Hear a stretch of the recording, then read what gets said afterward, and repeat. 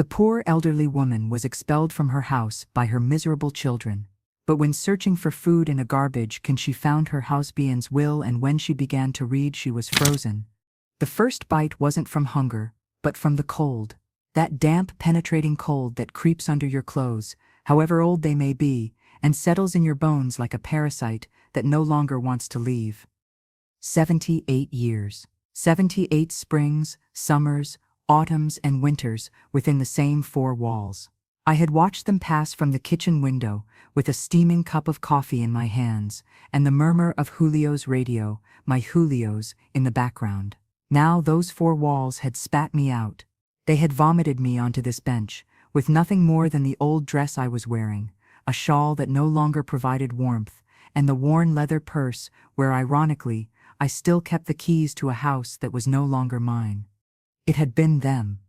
Roberto and Anna, my children, the blood of my blood, the laughter of my past, the absolute owners of my desolate present.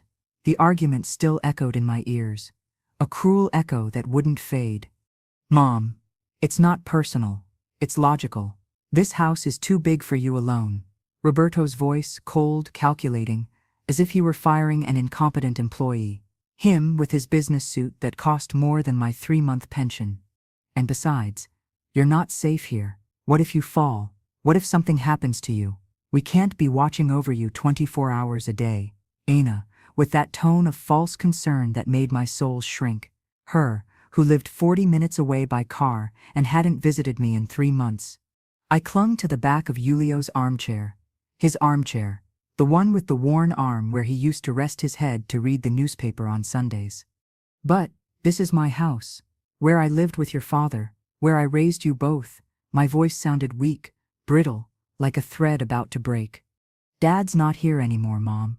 Roberto cut short, impatient, and memories don't pay the mortgage or maintenance. I've found a wonderful retirement home. With a garden and activities, you'll be better off. A retirement home? The word tasted like ash. I don't want to go to a retirement home. I want to stay in my house. I can take care of myself. Look, Mom, we're not going to argue. Anna raised her voice, her features, so pretty when young, contorted into a grimace of irritation. Roberto and I have decided.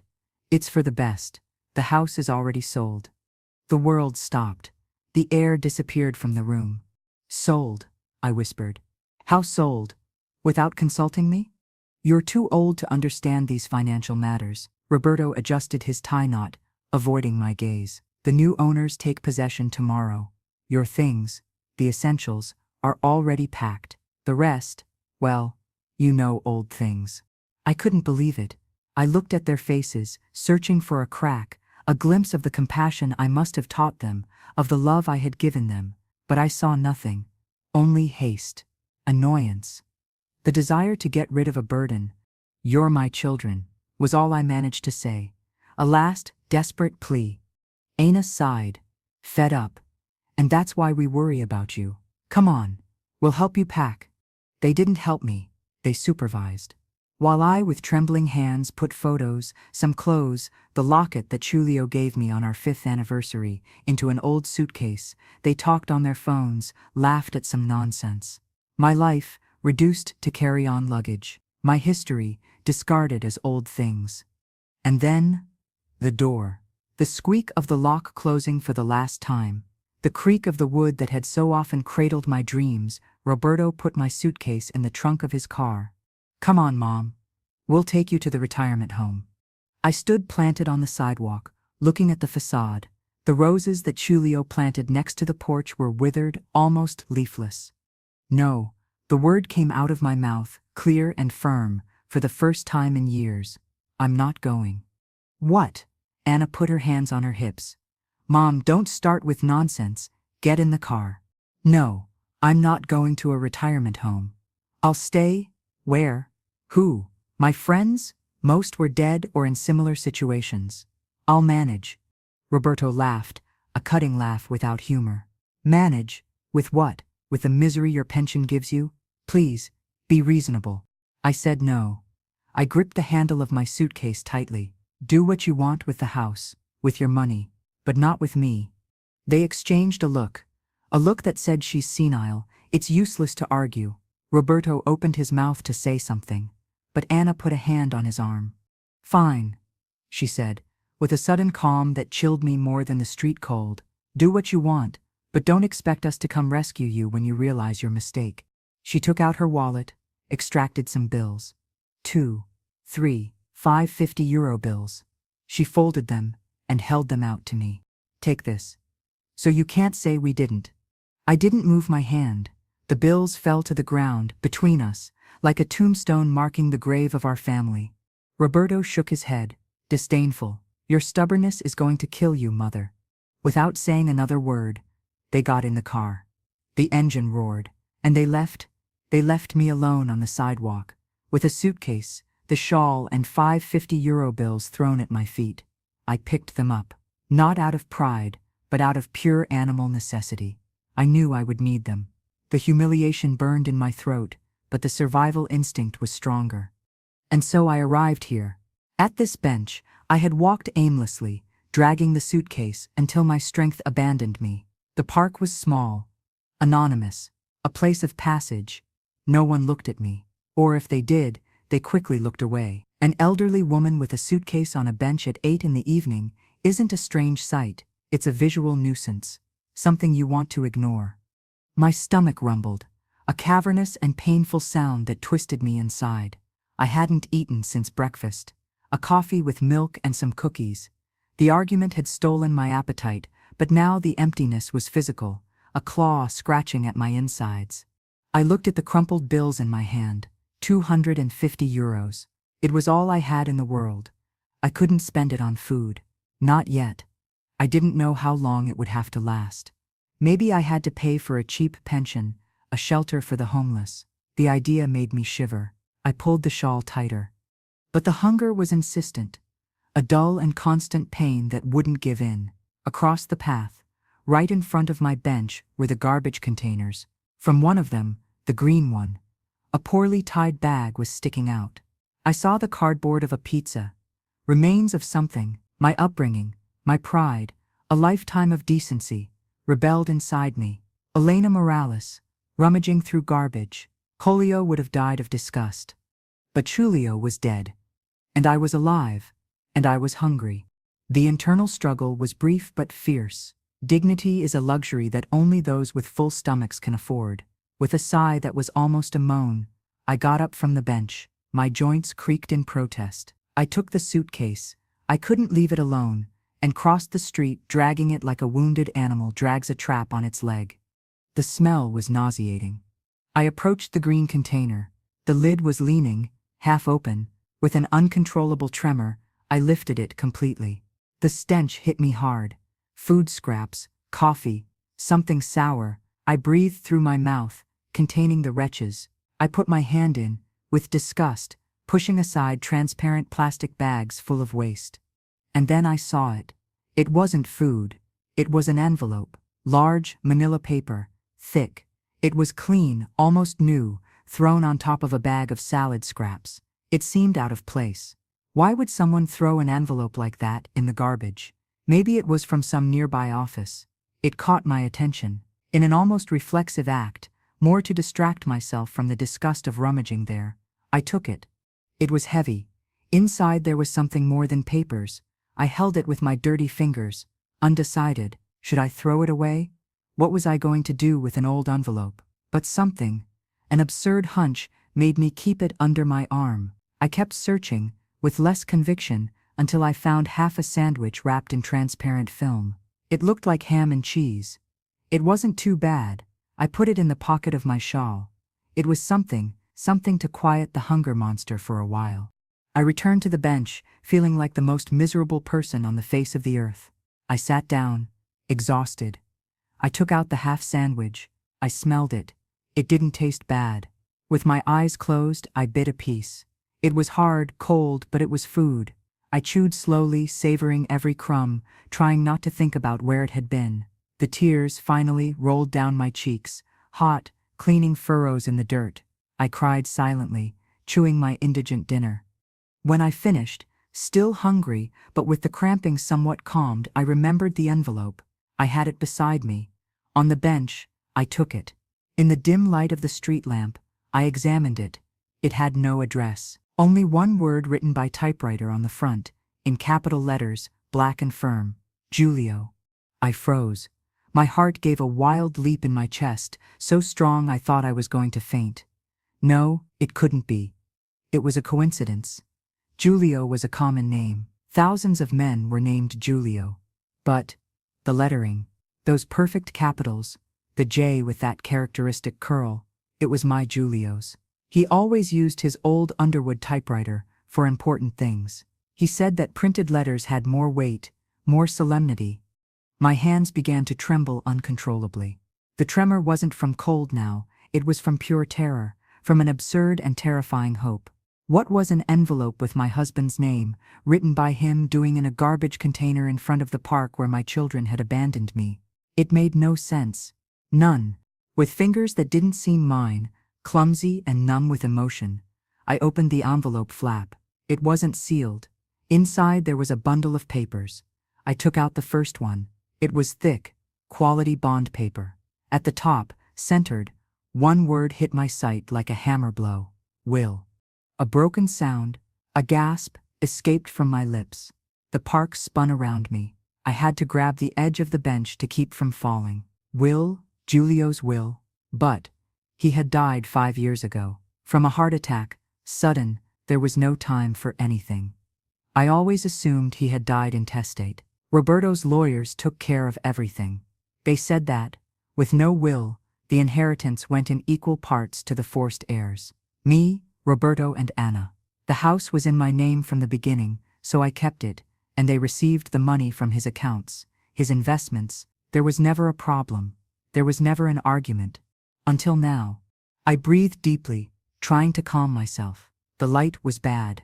I had to see better. With a determination I didn't know I still possessed, I opened the suitcase. I searched among my scarce clothing until I found what I wanted, an old pocket flashlight, one of those round ones that I always kept for blackouts. I tested it. It worked.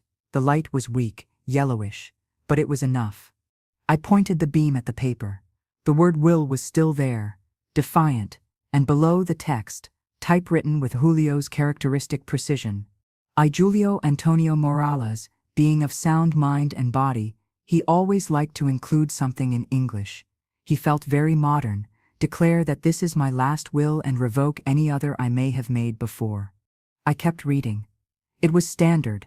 He left some symbolic amounts to distant cousins, donated his books to the municipal library. Then, he got to the important part. As for my wife, Elena Maria Fernandez de Morales, I leave her.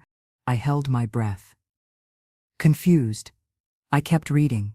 The flashlight trembled in my hand. To my beloved children, Roberto Julio Morales and Ana Isabel Morales, so they may divide them in equal parts. It is my wish that they use this patrimony to secure their future and that of their families with the wisdom and love I always instilled in them. There it was, what we had always believed, what the lawyers took for granted. Roberto and Anna would take everything except the house, which was mine. I kept the usufruct of the dwelling, but the money, the investments, were for them. We always knew that. Why then this paper? Why was it here? I adjusted the flashlight. Notwithstanding the above, it said, and due to circumstances I have discovered and which have led me to profound disappointment, I establish the following key and unavoidable condition for my children, Roberto and Anna, to be able to access said inheritance. My heart began to race again. A condition? What condition? In order for the inheritance mentioned above to be transferred to their names, they must demonstrate, in a reliable manner and before a notary, that their mother, Elena Maria Fernandez de Morales, has been cared for, respected, and has lived in the family home, the house at 12 Olivar Street, with all due comforts and attentions, until the day of her natural death. The air escaped from my lungs. A dry whistle. I couldn't believe what I was reading. I read it again and again. Any attempt to evict her, admit her to a residence against her will, or deprive her of her home and dignity, will be considered a direct violation of my last wishes. In such case, the totality of the inheritance, without exception, will automatically and entirely revert to my wife, Elena, invalidating any other previous clause. The world stopped, the noise of the cars, the wind, everything disappeared. Only I existed, the cold bench and that paper trembling in my hands like a leaf in a storm. I couldn't assimilate it. Giulio, he knew. He knew what was going to happen. He knew his children better than I did. He set this trap, this insurance, this last and grandiose show of his love for me. He wasn't leaving me just novels and a watch. He was leaving me everything. All his money, his investments, but with one condition, that I be safe, in my house, surrounded by their care. He was putting them to the test. He was offering them a fortune in exchange for my well-being. And they had failed. Horribly. But how? How didn't we know about this will? The lawyers said there wasn't one. The inheritance was settled as if it didn't exist. Roberto took care of everything. He was the one who spoke with the notary, who moved the papers. Suddenly, like a puzzle whose pieces fit together with a dull crash, everything made sense. Roberto found it. He must have found it after Julio's death. Maybe looking for papers, maybe reviewing the old office safe. He found it, read it, and hid it. He hid it because he knew that if it came to light, if it was proven to be the last will, they wouldn't see a cent until I died in my bed, probably decades later. And they didn't want to wait. They preferred quick money, the house sold, and to get rid of the burden that was me. And today, the day they finally threw me out. Someone, maybe Anna cleaning the attic for the new owners, or Roberto himself, had found the hidden envelope and, without even opening it, had thrown it in the garbage like something unimportant, like they had thrown me away. A wave of contradictory emotions swept over me. First, an immense and grateful love for Giulio that bent me at the waist, sobbing silently. He had protected me from beyond the grave. He had tried to save me. Then, a rage, a black, deep, devouring rage towards my children. How could they? How could they betray their father like that? And me, they didn't just take away my home, they stole my security, they lied to me. They had stolen the inheritance my husband destined for me. They had condemned me to indigence out of greed. The cold no longer existed. I burned inside. The will paper was hot under my fingers. It was my salvation, my revenge, my proof. I had to do something. Go to the police? To a lawyer? With what money? It was 9 o'clock on a Friday night. Everything would be closed. And I was here, alone, in a park, with everything I was worth in a suitcase. Suddenly, some headlights illuminated the street. A car, an expensive model, black and silent, reduced speed in front of the park. I didn't pay attention at first, until it stopped right in front of me. The engine turned off. My heart shrank. A horrible premonition ran down my spine. I pressed the will against my chest, hiding it instinctively under the shawl. The driver's door opened. Some expensive shoes of polished leather stepped on the asphalt. Then, long legs clad in a dark suit. Finally, the tall and familiar figure of my son, Roberto, stood up next to the car. His face was in shadows, but I would recognize it anywhere. He looked at me fixedly. He didn't move a muscle. Then the passenger door opened. Anna got out. She wore an elegant jacket and adjusted her purse nervously. She also stood next to the car, looking at me too. Their expressions were unreadable from the distance, but they didn't transmit warmth. They transmitted tension. Some guilt? No. Impatience. What were they doing here? How had they found me? Maybe they had driven around the neighborhood. Maybe a neighbor told them they had seen me heading towards the park. It didn't matter. They were here. Roberto began to walk towards me. His steps were firm, determined, echoing in the silence of the night. Anna followed him, one step behind. I remained petrified on the bench. Unable to move, to breathe, the will burned me through my clothes. They stopped 1 meter from me. Roberto looked me up and down, with a mixture of disdain and concern. No, it wasn't concern. It was irritation. "Mother," his voice said, cold as steel, "this has to end. You're making a fool of yourself." I said nothing. I just returned his gaze, clutching the hidden paper even tighter. Ina bit her lip. "Mom, please, it's cold. Get in the car. We'll take you to a hotel tonight, and tomorrow." No. The word came out of my mouth, clear and surprisingly firm. I'm not going to any hotel. Roberto sighed, exasperated. What do you want? To stay here and freeze? For what? To prove what? To prove nothing, I said, looking at him fixedly. I'm fine here. You're not fine, he exploded, losing his temper. His voice cut the air like a whip. Look at yourself, sitting on a bench with your suitcase. It's pathetic. People call us, tell us you're here, that you look like a beggar. You embarrass us. There it was, his real concern, his image, his reputation. I'm sorry for your embarrassment, Roberto, I said with a calm I didn't feel. But it's yours, not mine. He took a step forward. His figure was intimidating. Come on, mother, the nonsense is over. Give me the suitcase, and get in the car. He extended his hand to take the suitcase. I, by instinct, leaned forward to protect it, and in doing so the will which I had hidden under the shawl, moved in a corner showed. Roberto's eyes, quick as a predator's, caught it instantly. They remained fixed on the edge of the manila paper. His expression changed. The irritation vanished, replaced by something much more dangerous, recognition and pure panic. What? What is that? He asked, and his voice was no longer cold, but tense, shrill. I leaned back, trying to hide it again, but it was too late. Anna had also seen it. Her face visibly paled even in the penumbra. Nothing, I stammered. A paper I found. Roberto lunged. It wasn't a thoughtful movement, it was an act of animal instinct. His big and strong hand closed around my wrist, squeezing hard. I screamed in pain and surprise. Let me go, Roberto. Where did you get that? He hissed, bringing his face close to mine.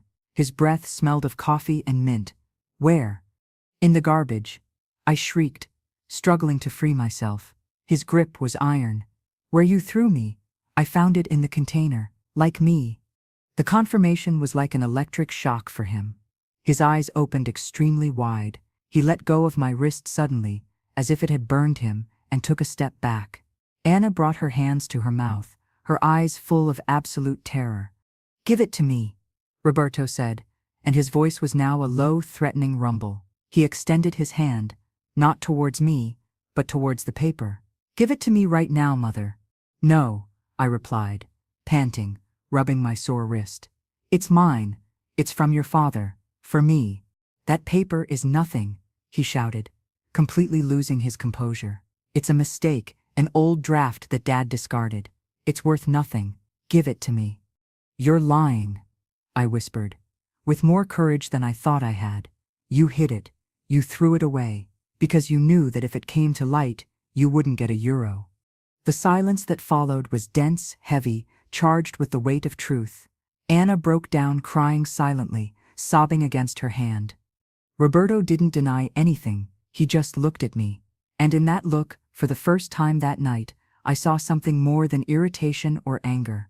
I saw hatred, a pure and visceral hatred towards me, for having discovered his secret, for threatening his fortune, for existing. For the last time, he said, each word loaded with venom. Are you going to give me that paper? No, I said, putting the will inside my dress, against my heart, which beat like a war drum. Leave, Roberto. Go with your sister. You have nothing more to do here. He stood still for a moment, breathing deeply, like a bull about to charge. His fists were clenched at his sides. Then slowly, a cold and cruel smile drew on his lips. It was a smile that promised nothing good. Fine, he said, with chilling calm. You asked for it. He turned around and walked back towards the car. Anna looked at him, confused, and then looked at me, with tears running down her cheeks. She looked like a scared child. Roberto, what are we going to do? She asked, her voice broken. He didn't answer. He opened the driver's door and got inside. Anna, after one last desperate look at me, ran and got in the car. The engine started with a roar. I waited for them to leave. I waited for the headlights to move away, but they didn't. The car stayed there, still with the engine idling, the headlights pointing at me like the eyes of a beast waiting. What were they doing? Calling? Thinking? The seconds became minutes. I remained sitting, huddled around my secret, the paper that was my life, staring fixedly at the blinding headlights. Fear began to creep up my spine, drop by drop. This silence, this weight, was worse than their anger.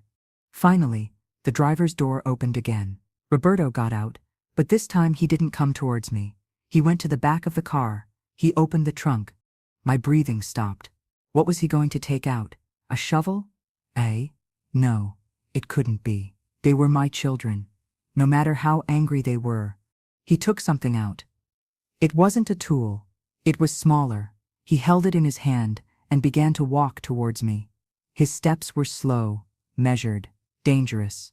As he approached, outside the blinding halo of the headlights, I could see what he was holding. It wasn't a weapon. It was an envelope. Another envelope. Large, light brown colored. He stopped in front of me, at the same distance as before. His expression was impenetrable, but his eyes shone with a cold and determined light. "You wanted to play, Mother," he said, and his voice was so soft it was almost inaudible over the rumble of the engine. "You wanted to dig into the past. You wanted to unearth things that should have remained buried." I said nothing. I just looked at him, with my heart in my throat. "You thought you had found the ultimate weapon, didn't you?" he continued, with that cruel smile again. "Dad's will, your golden ticket, your salvation." He raised the envelope he brought in his hand. "Well, you were wrong." He held it out to me. I mechanically, with a trembling hand, took it. It was light.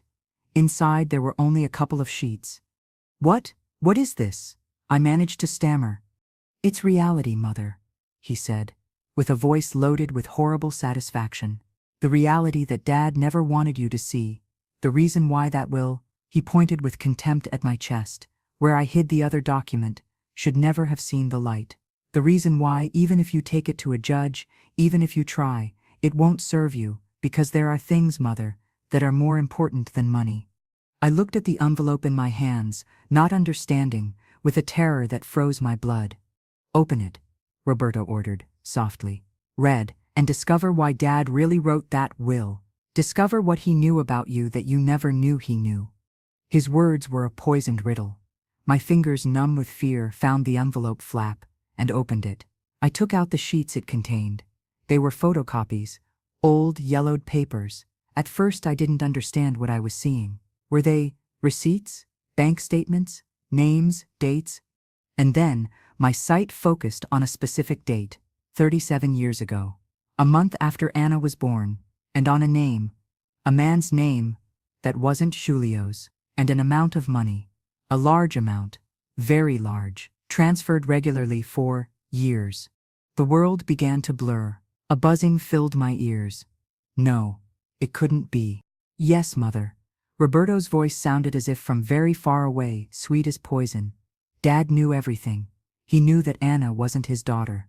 The buzzing in my ears became a dull roar, a rough sea that drowned everything else. Roberto's car rumble, Anna's soft sobbing from the car, even the frantic beating of my own heart. The park, the night, the cold, everything faded until it was reduced to those 2 sheets of paper trembling in my hands as if an earthquake were shaking them. They weren't just receipts. They were the cold and meticulous chronicle of a lie, of my lie. Bank statements from an account I thought was secret, an account that Julio apparently had access to all along. Monthly transfers, considerable sums, and always the same recipient name, Luis Alberto Fernandez. My brother, or at least the man everyone believed was my brother. Dad knew everything. Roberto's voice cut through the fog of my shock, clear and sharp as a knife. He knew that Anna wasn't his daughter. The words didn't hit me like a blow, but like a slow and icy flood that covered me from feet to head, paralyzing me. I looked at the paper, then at Roberto, then at the paper again. My mind, numb, refused to connect the dots, to make sense of that bomb that had just exploded in my hands. "No," was all I could articulate, a hoarse whisper that was lost in the night. That's not true." "No." Roberto's smile was now of pure contempt, of bitter triumph. "Are you going to keep lying even now with the evidence in hand? Look at the date, Mother. The first transfer. A month after Anna's birth? Coincidence?" Dad wasn't stupid. He did his math, especially when he noticed that his brother-in-law's affection for his newborn daughter was excessive. Each word was an ice needle stabbing my skin. Luis, he was always there. Helping. Elena is exhausted, Giulio. Let me take the girl for a couple of hours. You two rest. How much she looks like you, Elena. She's just like you. The memories, innocent then, now took on a horrible shadow, twisting in my mind. He confronted you, didn't he? Roberto continued, his voice turned into an instrument of slow and precise torture. Not immediately. At first he just watched. He hired someone, and then, when he had all the pieces, he went to you. He told you. A flash, an argument. About 15 years ago? Giulio, pale, with an envelope very similar to this one in his hand. My fierce, hysterical denial. My accusations of paranoia. How could he think that of me? Of his own brother-in-law? I cried. I screamed. I swore on Anna's life that he was crazy. And he left. He left with drooped shoulders and a sadness in his eyes that broke my soul. The next day, we never spoke of the subject again. I thought I had convinced him that he had overcome his absurd jealousy. But no, he hadn't overcome it. He had kept the evidence, and he had planned his silent, meticulous revenge for all these years. He didn't leave you, Mother, Roberto said, as if reading my thoughts. He didn't divorce you for the family. For us, as you always believed, he stayed for us. To raise us, to make sure his children, he made a cruel emphasis on the word didn't suffer for their mother's sins, but he didn't forgive you. Never. The revelation was tearing me apart inside. My whole life with Giulio, all those years I remembered with a love tinged with the guilt of my secret, but also with gratitude that he had never discovered it, suddenly became a grotesque farce. He knew. He lived with that knowledge every day. He looked me in the eyes every morning knowing that Anna was another man's daughter. This will, Roberto pointed again at my chest, and I instinctively covered myself with my arm, protecting the manila paper as if it were my own child. Wasn't an act of love. It was a punishment, a final checkmate from the grave. He knew how Anna and I were. He knew we were ambitious, impatient. He knew that sooner or later we would try to take away your house, the burden, and he set this trap, not to protect you, poor deluded woman, to punish us, to force us to live together, in a lie, so that you would have to see every day the fruit of your deception, and so that we would have to take care of the woman who broke their father's heart. He used us, his legitimate children, as an instrument of his revenge against you. Each word was a hammer blow that brought down the foundations of my reality. The will wasn't an act of love. It was hatred, cold, patient, calculated hatred. The condition to take care of me wasn't for me, it was against them. Giulio saw me as a sinner, my children as my accomplices by default, and sentenced us all to an eternal condemnation of distrust and bitterness. A fierce nausea rose up my throat. I leaned over the bench, coughing, choking on shame, on pain, on rage. Against whom? Against Giulio, for his perfect cruelty. Against Roberto and Anna, for their greed. Against myself, for my stupidity, for my mistake from so many years ago. And Luis, I managed to ask between coughs, my voice barely a thread of sound. Roberto's smile widened, a horrible gesture of macabre satisfaction. Your lover? Your brothers? He spat the words. Dad ruined him, slowly, with the patience of an artisan. He cut off his credit, closed doors for him, diverted his contracts. He made his business go down the drain. Those transfers you see, he pointed to the papers in my lap, were what Dad forced you to give him from your monthly allowance, so he wouldn't starve to death after having left him in misery. A cruel charity, the ultimate humiliation. I remembered Luis's anguish in those years, his veiled pleas for help. I, from inside my bubble, as the wife of a wealthy man, gave him money from my savings, from what Giulio gave me for the house. I always thought it was because of his poor head for business. I never imagined it was Giulio, from the shadows tightening the screws. Everything was a lie. My whole marriage, my whole life. So you see, Mother, Roberto's voice returned to its cold and practical tone, that of a businessman closing an unfavorable deal. That will won't save you. It's proof of your own shame. If you present it, if you try to claim the inheritance, you'll have to explain all this. You'll have to confess, before a judge, your children, the world, that Anna is an illegitimate daughter, fruit of your adultery with a man you made pass for your brother. What do you think that will do to her? I looked towards the car. Anna, pale as death, watched me from the window, her eyes swollen from crying. Did she know? Did she know the truth? The expression of terror on her face wasn't just about the money, it was about the collapse of her own identity. You would destroy your daughter to save yourself, Roberto concluded, with devastating logic. Do you really want to do that to her? After everything? I felt empty, shattered. The weapon I thought I had had turned against me, poisoning me. Giulio, from his grave, had set the perfect trap for me. He gave me the option of living on the street, in misery, with my secret intact, or claiming what was mine in exchange for destroying my daughter's life and airing my shame before the world. It was a complete checkmate. Roberto saw the surrender in my eyes. He saw how the fire of my defiance was extinguished, replaced by the ice of desperation. He extended his hand again, but this time not with violence, but with the security of one who has already won. Give me the papers, Mother, he said softly. Both of them. The will and the transfers. I'll get rid of them, and this will never have happened. Anna doesn't have to know the complete truth. We can continue. Continue? I repeated, stunned. Continue how? How do you continue after they rip out your heart and show you it was never yours? We'll take you to the residence, he said, as if granting a great favor. A good one, not the cheap one we had found. One with a garden, like I said. You'll live comfortably, quietly, and we'll have what is ours by right. What Dad, deep down, always wanted us to have. It's best for everyone. Best for everyone. Empty echo. Best for them, for their conscience, for their pocket. To keep up appearances, I would be the crazy one, the decrepit old woman who had to be locked up in a nice residence. They, the solicitous children who did what they could. My fingers, cold and inert, closed around the will I had hidden. The paper that minutes before had been my salvation now burned my skin. It was proof of my guilt, of Giulio's betrayal, of the ruin of everything I had loved. Slowly, as if moved by strings I didn't control, I took the manila envelope out of my dress. I looked at it. The word Giulio drilled into my eyes. With my other hand, I picked up the photocopies from the ground where I had dropped them. Roberto waited, with his hand extended, the patience of the victor. What choice did I have? Destroy my daughter, Anna, who, although cruel and greedy, was innocent of all this. She hadn't asked to be born from a lie. She didn't deserve her life to be shattered for a mistake of mine from decades ago. With a sigh that seemed to tear my soul out, I stretched my arms and put both documents in my son's hand. He took them with a quick, almost eager movement.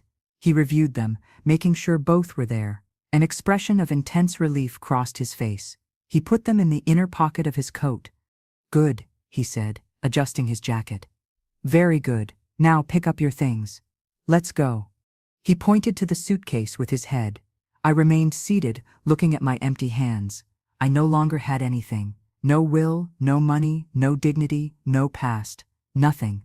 Roberto. I murmured, and the sound of my own voice seemed foreign to me. How could you hide this? Know it, and... He looked at me, and for an instant, a fraction of a second, I saw something beyond the cold and calculating businessman. I saw the child whose father had shown him some terrible evidence, one day forever ruining the image of his mother. I saw the resentment that had grown in him for years, fed by his father's complicit silence. The will wasn't just Julio's punishment for me, but the inheritance of his hatred for his son. Dad gave it to me, he said, and his voice lost its hardness for a moment, sounding simply tired, aged. A month before he died, he called me to his study. He gave me the envelope. He told me, when she leaves this house, which will be soon, give her this, so she knows I always knew, so she knows I won. The tears which had refused to come out before, now flowed with an uncontainable force. Silent, hot, they furrowed my face without me doing anything to stop them. Giulio didn't just want to punish me. He wanted me to know that he had won, even dead. Roberto saw my pain, and for once made no derogatory comment. He simply turned around. Pick up the suitcase, Mother, he repeated, walking towards the car. Anna is waiting for you.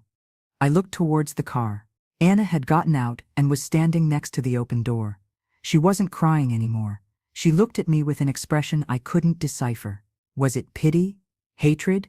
Relief? Fear? Maybe a bit of everything. With automaton movements, I stood up. My legs barely supported me. I grabbed the suitcase handle, that suitcase that contained the remains of my previous life, a life I now knew had been a fiction. I dragged my feet across the sidewalk. Each step cost me a world. I approached the car. Anna said nothing. She just stepped aside so I could get into the back seat.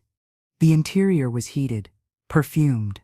The luxury felt aggressive to me, a reminder of everything I had lost, of everything that had never really been mine. Anna closed the door behind me. The sound was definitive. The click of the lock sounded like the slam of a cell door. She sat in front, next to Roberto, who was already at the wheel. Neither of them said a word. Roberto put the car in gear and we started off, leaving behind the bench, the park, the garbage containers, leaving behind the Elena, who believed she had one last chance.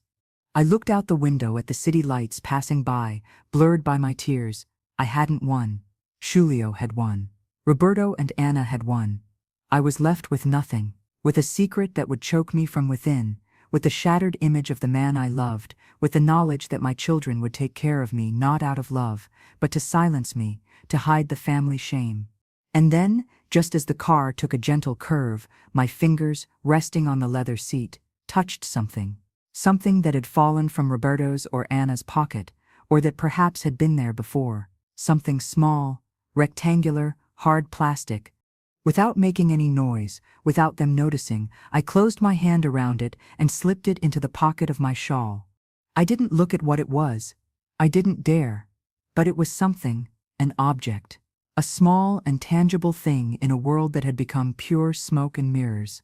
And in the middle of the desolate cold that consumed me, that small unknown thing in my pocket was the only glimmer of warmth, of mystery, of a remote and impossible possibility that clung to me like a shipwreck survivor to a piece of wood.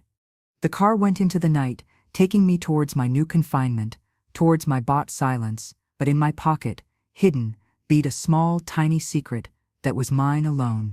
The journey was a heavy, oppressive silence, broken only by the almost inaudible hum of the engine and the slight creak of leather every time Roberto adjusted his posture at the wheel. Not a word, not a glance in the rearview mirror. I looked out the window, watching how the bright lights of the city center gradually faded, replaced by the quieter and more residential penumbra of the outskirts. We weren't going to a hotel. I was going to my new destination, my golden cage. The object in my pocket seemed to weigh a ton, although I knew it was light. It was my only anchor point in a world that was crumbling. I didn't dare take it out. Look at it. I feared that the slightest movement would betray my small act of rebellion, the last one I had left.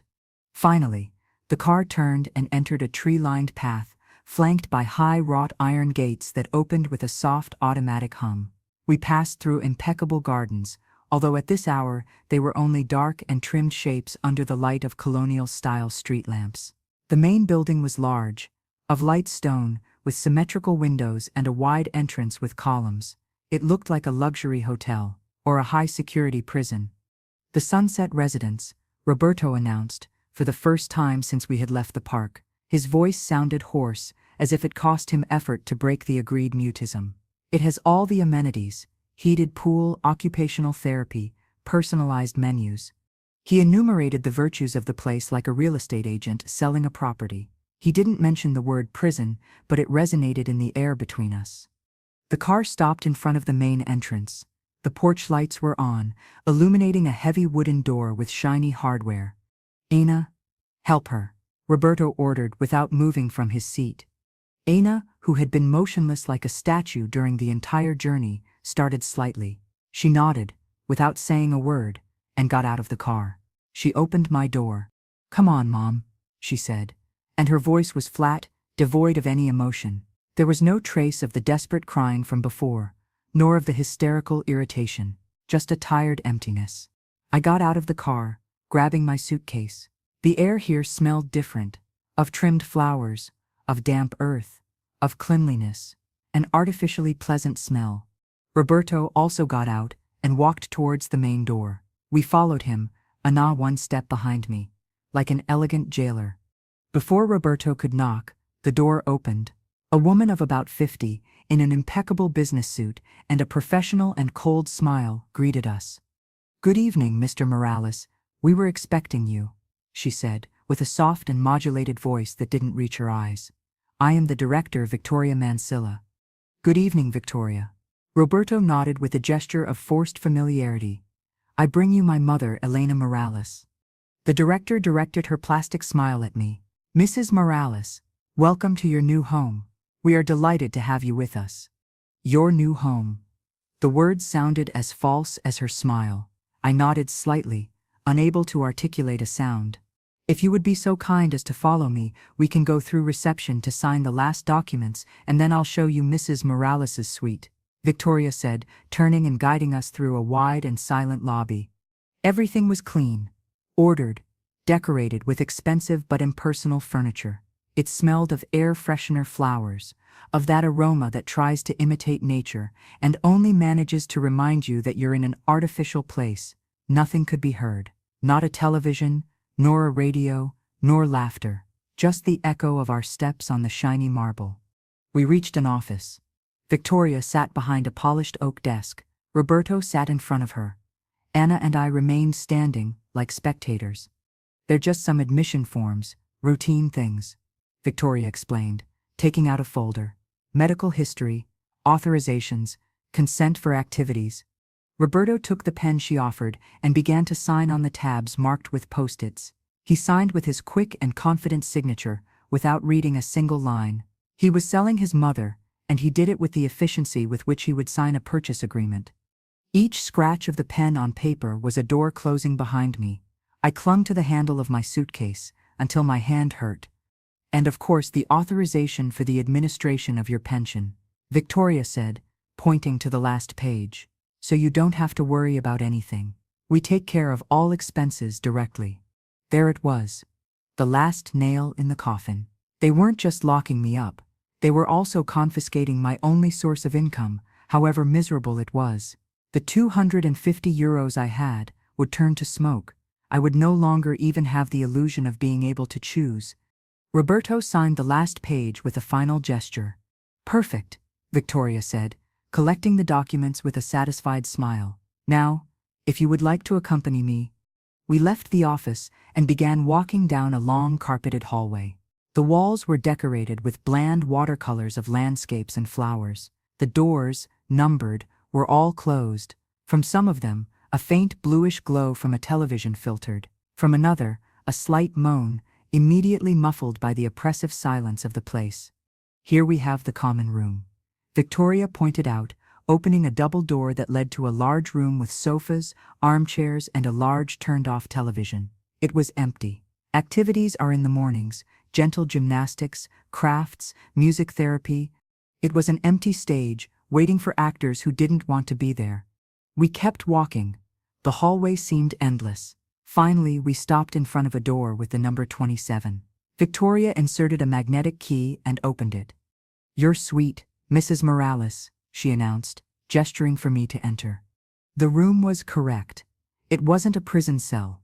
Certainly, it was spacious, with a large single bed, a built-in wardrobe, a nightstand, a small desk, and an armchair. It had a private bathroom with support bars in the shower. Everything was clean, neutral, impersonal. There was nothing that made it mine. The windows were large, but they had decorative bars on the outside that, although they pretended to be an aesthetic element, couldn't hide their true function to prevent falls or escapes. "Breakfast is from 7 to 9 in the main dining room. The daily menu is on the bulletin board," Victoria said. "If you need anything, there's a call button next to the bed. Nursing is available 24 hours. Roberto nodded, looking around with a critical expression, as if evaluating an investment. "It's fine. Very good." Aina stayed at the door, without entering, looking at the floor. "Well," Roberto said, clapping his hands lightly, the sound absorbed in the carpet. "I think everything is in order. Mother, you'll be fine here. We'll call you." He approached and gave me a quick and dry kiss on the cheek. His skin smelled of expensive cologne and mint. A sudden disgust made me pull away slightly. He didn't seem to notice, or cared little. He headed towards the door, Anna still hadn't moved. He looked at her. Anna, let's go. She raised her gaze and looked at me. For an instant, our eyes met. In hers I saw a whirlwind of emotions. Pain, rage, shame, and something that could be perhaps a last glimmer of the daughter she once was. Her lip trembled slightly. She opened her mouth as if to say something. Anna, Roberto's voice was a sharp reminder, a lash. She closed her mouth. The glimmer in her eyes went out, replaced again by emptiness. She lowered her head and turned on her heels, following her brother down the hallway. Victoria smiled at me one last time. Rest, Mrs. Morales. Tomorrow will be a new day. And she closed the door. I heard the metallic click of the lock engaging. They hadn't given me a key. I stood in the center of the room, listening to the sound of their footsteps moving away down the hallway until they disappeared completely. An absolute silence fell over me, so thick I could hear the hum of the ceiling lamp and the accelerated beating of my own heart. I was alone, locked up, without money, without a past, without a future. The suitcase slipped from my fingers and fell to the floor with a dull thud. I let myself fall onto the edge of the bed, which creaked under my weight. The bedspread was of a rough and cold fabric. The tears, which had been waiting for their moment, flowed again, but this time, they weren't silent. They were deep, heart-wrenching sobs that shook my whole body. I cried for Julio, for his love turned to hatred, for his perfect revenge. I cried for Roberto and Anna, for the children I had lost long before today. I cried for myself, for the naive woman who believed in eternal love, who made a mistake and paid for it her whole life without knowing it. I cried until my sides hurt, until I was out of breath, until the tears dried up, and I was left with only a resonant and painful emptiness. The cold of the room began to chill me. It wasn't the damp cold of the street, but another more insidious one, the cold of loneliness, of hopelessness. I got up, and by pure inertia, opened my suitcase. I took out my old flannel nightgown, the one I always wore in winter. I took off the dress, which smelled of smoke and street, and put on the nightgown. The touch of the fabric, familiar and worn, was a small comfort. It was one of the few things that still truly belonged to me. When folding my dress to put it away, the object in the shawl pocket hit against my hand. I had forgotten about it. With an accelerated heartbeat, I took it out. I held it in the palm of my hand, under the cold light of the lamp. It was a memory card, a small SD card, inside a transparent plastic case. It had no label, no indication of what it might contain. Whose was it? Roberto's. Had it fallen from his pocket, or was it Anna's? Something she had kept. I observed it, turning it between my fingers. It was so small, so insignificant, and yet at that moment it was the most important object in the world. It was a mystery, a last thread that connected me to the outside, to the truth, to something that wasn't this silent room and this ruined life. But I had no way to access it. I didn't have a computer, nor a tablet, nor a phone. I was completely disconnected, isolated. A wave of frustration flooded me.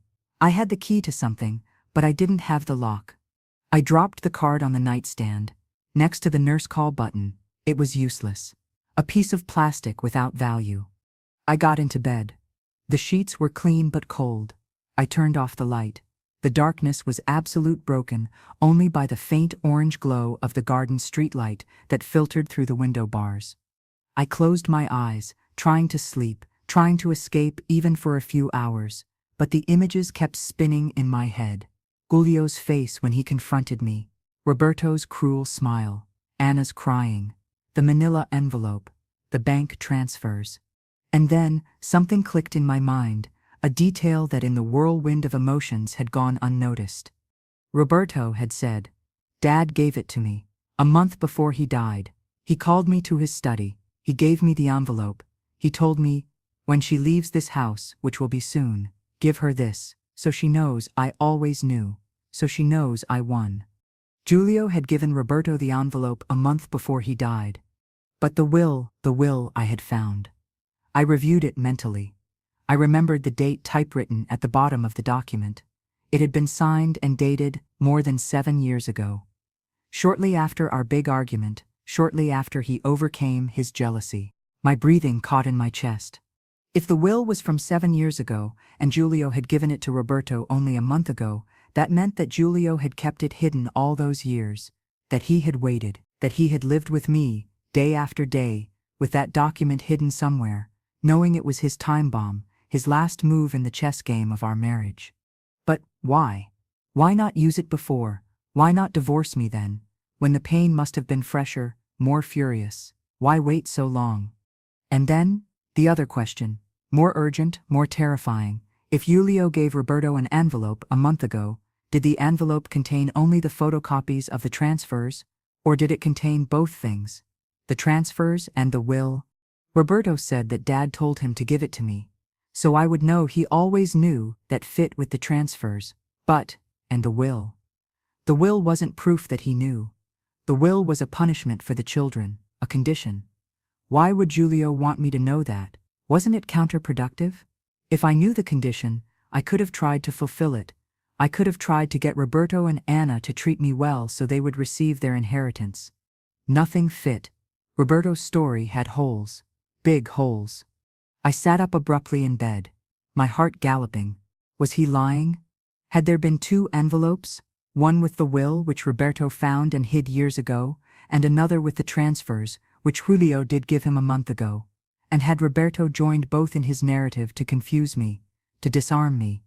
Or another possibility, even more wild and terrible, what if the will wasn't what it seemed? What if there was something more? I stared fixedly at the nightstand, at the small SD card that was barely visible in the penumbra. That card wasn't a coincidence. It hadn't fallen from Roberto's pocket. He was meticulous, orderly. He didn't carry loose things in his pockets. What if he had dropped it on purpose? The idea was so absurd, I almost dismissed it. Why would he do that? To torture me more, to give me a clue I couldn't follow. But then I remembered his expression when he gave me the photocopies.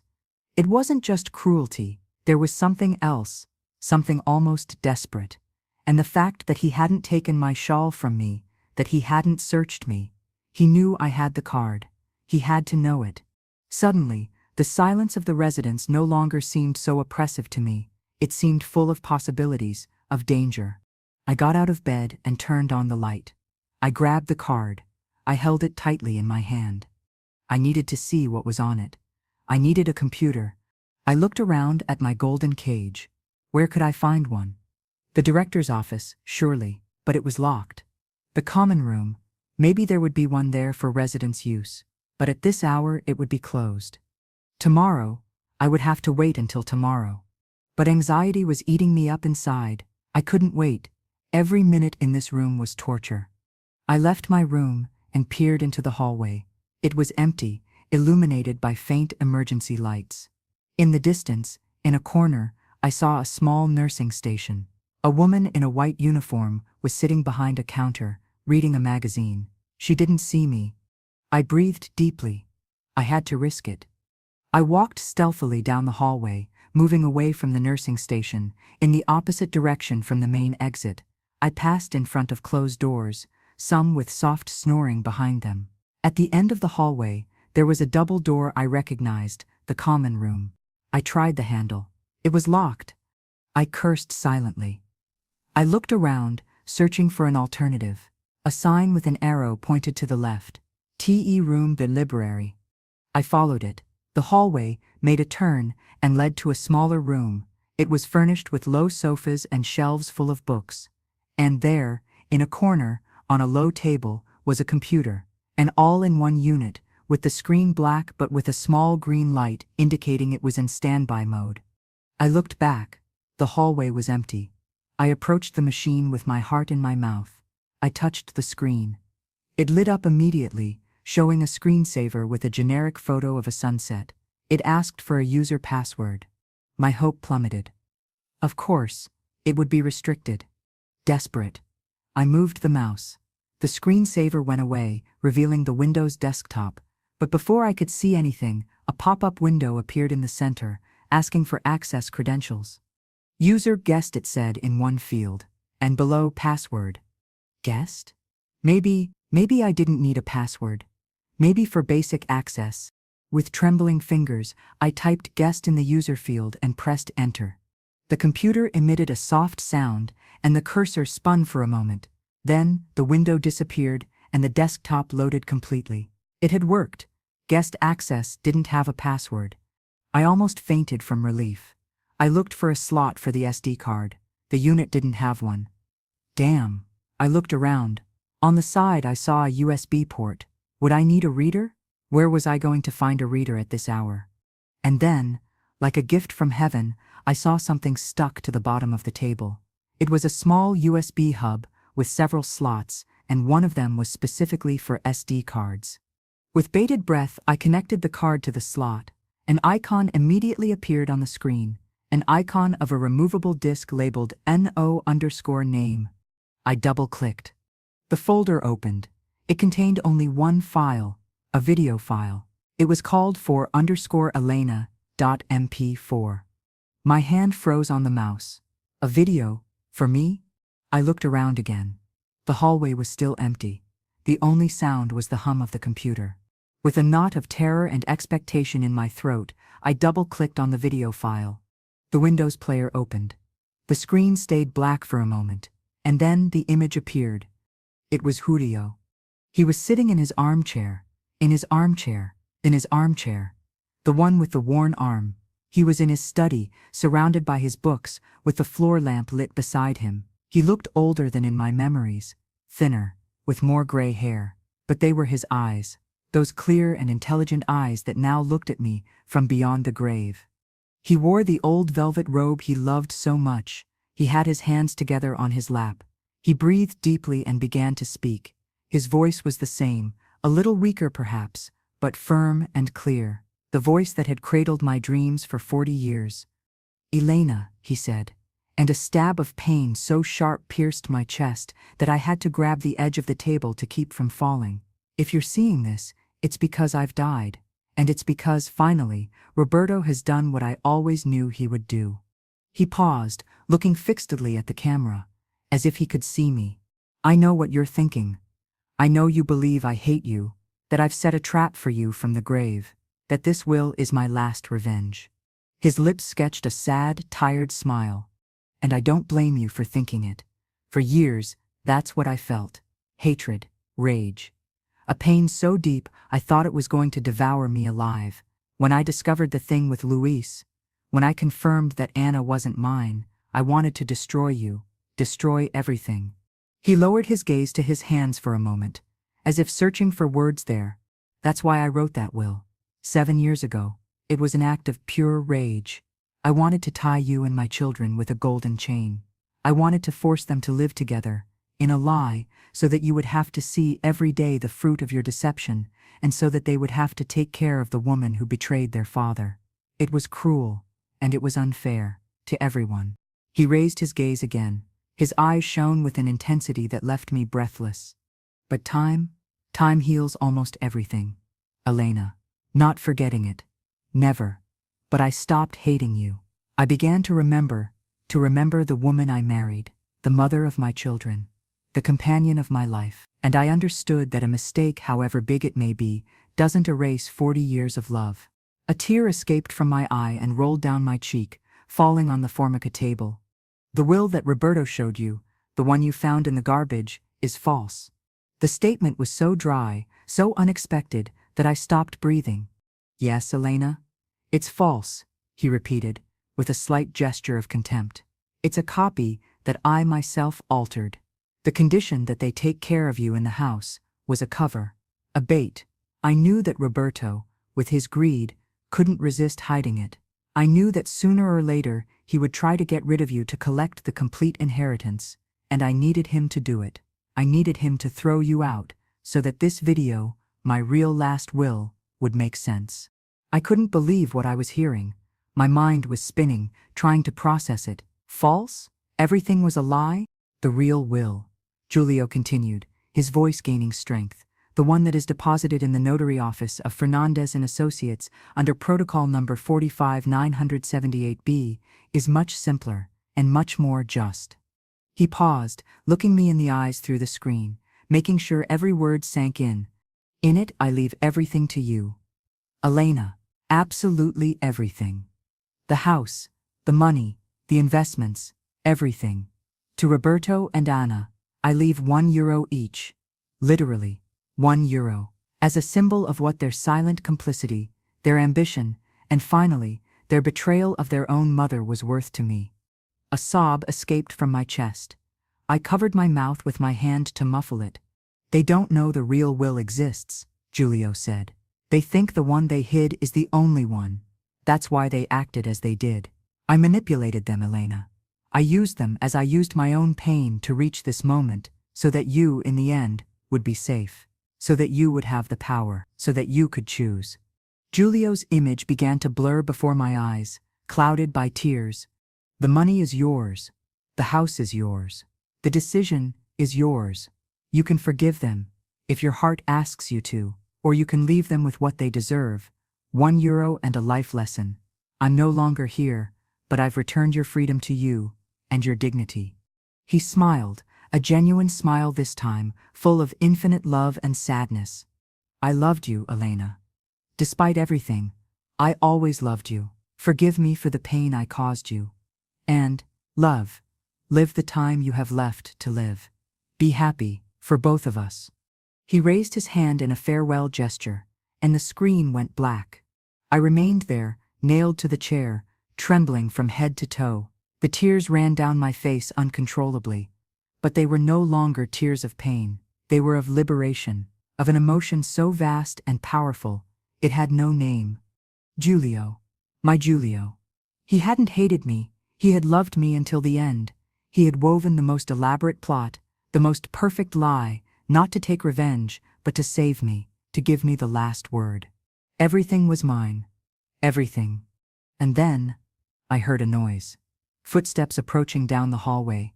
Quickly, I removed the SD card from the reader and hid it in the pocket of my nightgown. I closed the video player window and turned off the computer screen, leaving it as I had found it. I turned around, quickly wiping the tears from my face with the back of my hand.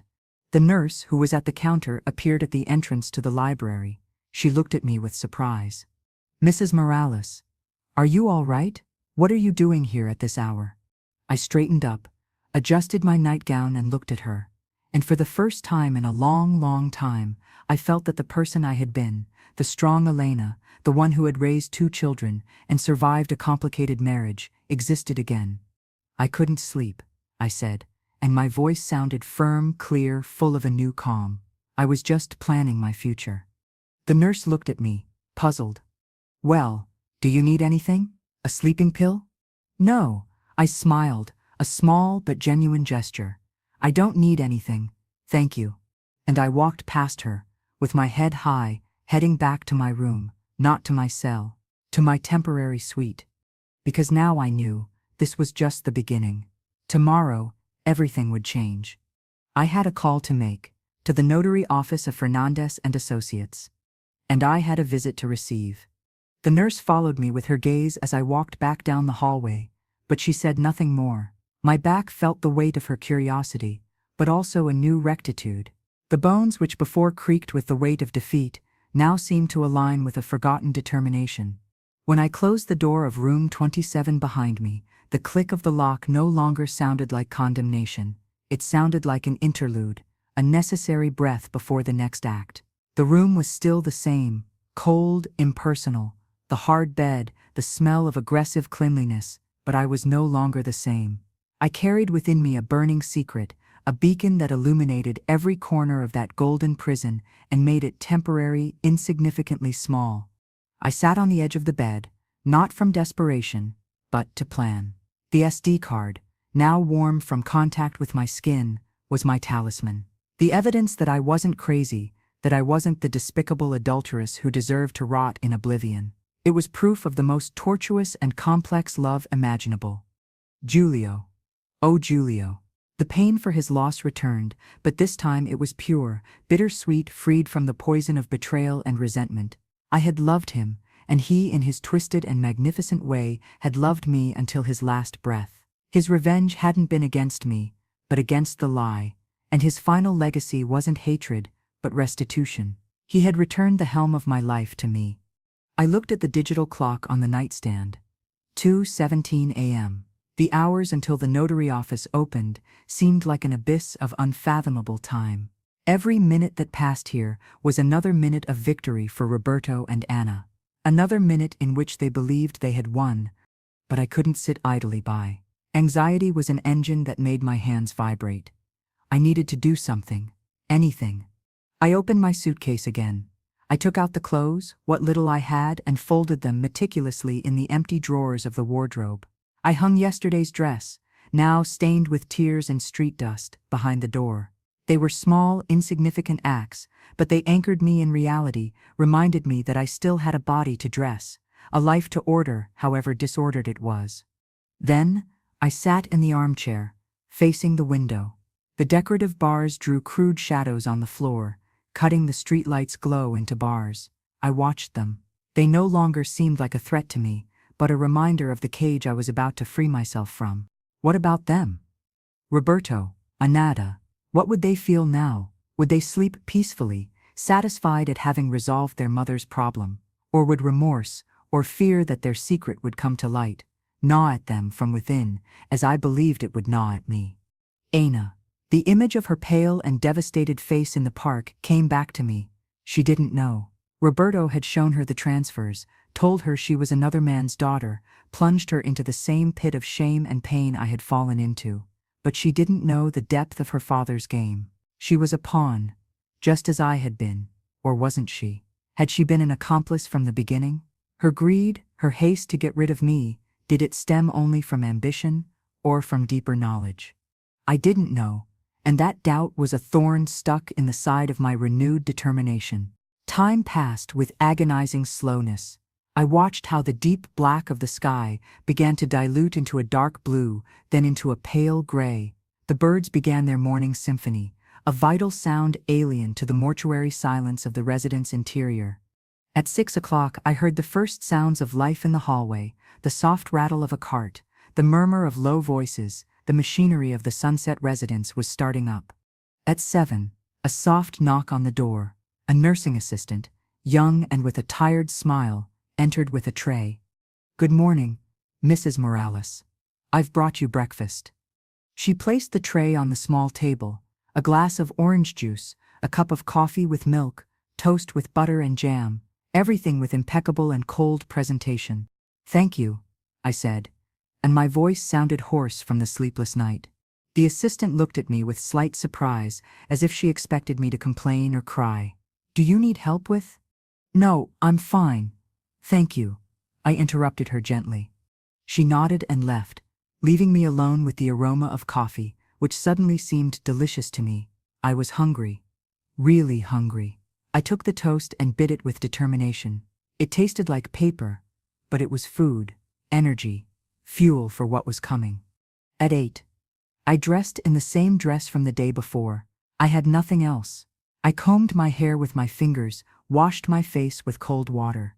My reflection in the bathroom mirror was still that of an elderly, tired woman with deep, dark circles. But in my eyes, which yesterday were extinguished and full of terror, today there was a glimmer, a fixed and defiant point of light. At 8:30, I left my room. The hallway was illuminated with natural light, coming through large windows at the end.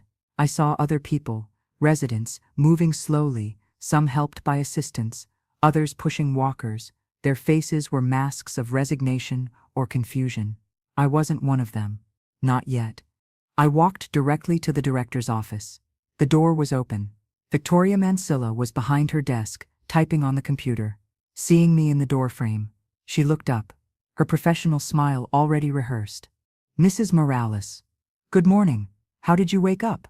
Everything all right in the room?" "Yes, everything's fine." I entered and closed the door behind me. The gesture surprised her. "I need to make a phone call. Urgent." Her smile froze for an instant. "Of course. Is it to talk to your children? You can use the reception phone." "No." I cut short. "It's not for my children. It's for my lawyer." The word lawyer had the expected effect. A slight blink of alert crossed her imperturbable eyes. "Mrs. Morales, I don't think it's necessary." "Victoria," I said, resting my hands on her desk and leaning slightly towards her. My voice was low but firm, charged with an authority I hadn't used in years. You don't know me, and you have no idea of the family situation that brought me here. I suggest you don't interfere in my legal affairs. I just need the phone now." She looked at me fixedly, measuring me. I didn't look away. I held her gaze with a calm that was for the most part authentic. Inside, my heart was hammering against my ribs. Finally, she nodded, with a stiff gesture. "As you wish." She turned the phone on her desk towards me. "Dial 9 for an outside line." "Thank you." I took the receiver. My fingers trembled slightly, but I pressed them firmly. I took out from my pocket an old address book, which was the only thing I had brought from the house besides clothes. I searched through the worn pages. Fernandez and Associates. Julio always said he was the best notary in the city. I was going to check it. I dialed the number. It rang twice before a female voice, efficient and cordial, answered on the other side. "Fernandez and Associates Notary Office. Good morning." "Good morning," I said, trying to keep my voice from betraying the inner tempest. "I would like to speak with Mr. Fernandez, please. It's regarding my husband's will, Julio Morales." "On behalf of whom?" "Elena Morales, his wife." A brief pause. I heard the typing of a computer. "One moment, please, Mrs. Morales. I'll put you through." The wait seemed eternal to me. I heard Victoria watching me from her seat, with an expression now openly intrigued and cautious. "Mrs. Morales," a male voice grave and serene, sounded on the other side. "Antonio Fernandez, speaking. How can I help you?" I breathed deeply. "Mr. Fernandez, my husband Julio Morales, told me, that is, I found out that he deposited his last will in your notary office, the real one." The silence on the other side was absolute for a few seconds that seemed like hours to me. "Mrs. Morales," he finally said, with palpable caution. "Indeed, Mr. Morales deposited a will in this notary office about a year ago, under strict confidentiality instructions. And," my voice almost broke, Can you tell me what its contents are?" "I'm sorry, ma'am," he replied, with firmness but without rudeness. "I can only reveal the contents of the will to the person designated as executor or once the testator's death has occurred, and always in the presence of the forced heirs and—" "Julio is dead," I interrupted, unable to contain the desperation. "5 years ago, and his children have thrown me out of my house. They've locked me up here, and I have reasons to believe that the will they handled is false." My words came out in a torrent, broken, charged with an emotion I could no longer contain. On the other side of the phone, another silence was made, but this one was different, more charged. "Mrs. Morales," the notary said, and his tone had changed. It was softer, almost concerned. "Calm, please. Where are you?" "At the Sunset Residence," I sobbed, defeated by frustration. "They locked me up last night." "Listen to me carefully," he said, and his voice acquired a new urgency. "Don't sign anything. Don't accept anything from anyone. I myself will come to see you today. What time can visits be received?" "I don't know." I looked at Victoria, who was watching me with very wide eyes. "What time are visits received?" I asked her, covering the microphone with my hand. From 11 o'clock, she said, disconcerted. "Did you hear that?" I said to the notary. "Yes, I'll be there at 11 sharp. Wait for me, Mrs. Morales. And be careful." He hung up.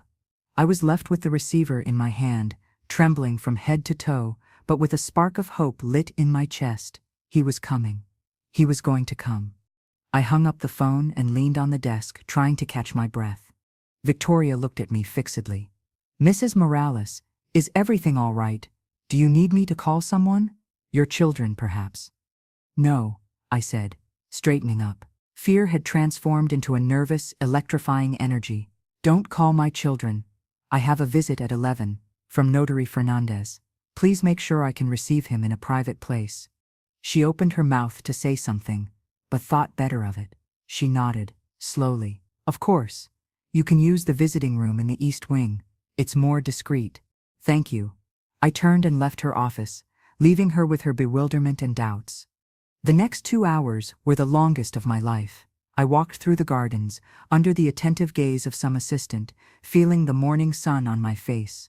It was a cold sun, of late autumn, but I felt it as a balm. I watched the other residents. A very elderly woman smiled at me from her wheelchair. A man walked slowly, murmuring to himself.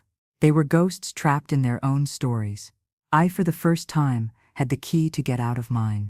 At exactly 11 o'clock, I saw a black and discreet car stop in front of the main entrance. A tall man with gray hair and impeccably dressed in a classic cut coat got out of the vehicle. He carried a leather briefcase. Antonio Fernandez. I recognized him from some photo that Julio had. I got up from the garden bench where I was sitting and walked towards the entrance. Victoria was already there, waiting for him with her professional smile back, but somewhat tenser. "Mr. Fernandez, welcome," she said. "Mrs. Mansilla." He nodded with a bow of his head. His eyes found me immediately. "Mrs. Morales." He approached and extended his hand to me. His grip was firm, warm. "I'm very sorry about the circumstances."